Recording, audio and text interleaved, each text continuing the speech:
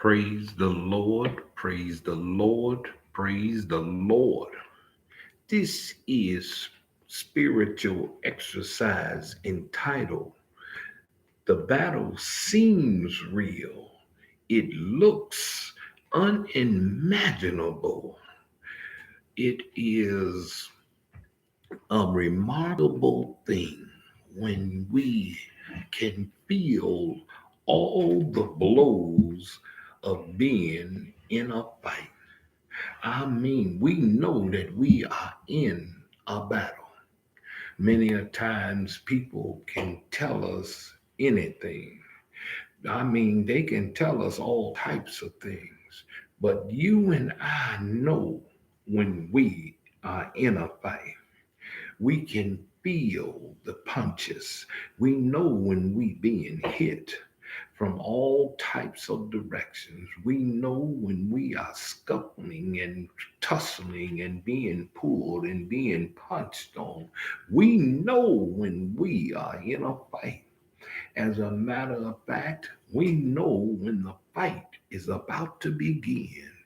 I remember when we were little, we used to know when the fight was going to begin because we would pick up a stick and put it on our shoulders and tell the person, you knock this stick off my shoulder. And when you knock that stick off, oh, buddy, you was begin to tussle and wrestle on the ground.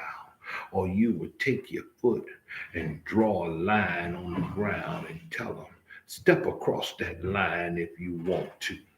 And boy, if you stepped across that line, then you was begin to wrestle and tussle and roll on the ground. Boy, those was the days then. Unlike it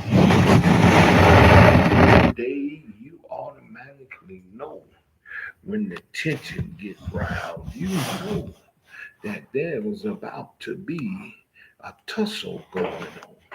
So you basically know when you is about to get into a battle. But sometimes people get caught up in the midst of the idea of a battle because they just can't believe that people can be so deceptive or be so evil about a thing. They just cannot believe that individuals can be so hard or so rough about a situation or a circumstance, and how people can be so dogmatic or so, just so crucial. They just don't believe that a situation can be so elevated in such a moment time. Some people just don't believe how it can be caught up in such a way. Why would people act such a way? How come people just can't be kind like we are kind? How come people can't act the way we act? How come people cannot just get along? We worry and wonder how come we just don't realize that life is too short for all this. Why we just cannot and will not act the way we supposed to act and just simply sometimes just do our jobs. Why is it that we have to go through all of this that we're going through? Why is it? Why we just cannot, you and I, just go about our business and try to be the best that we can be for one another and present who we are on the job and be that person that we were hired to be on the job without all the conflict.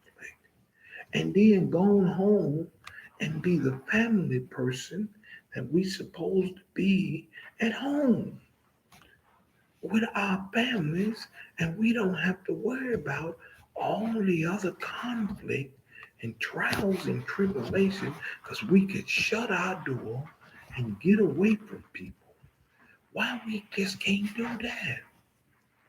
Why do we have to have all these other things that we don't need jumping into our lives?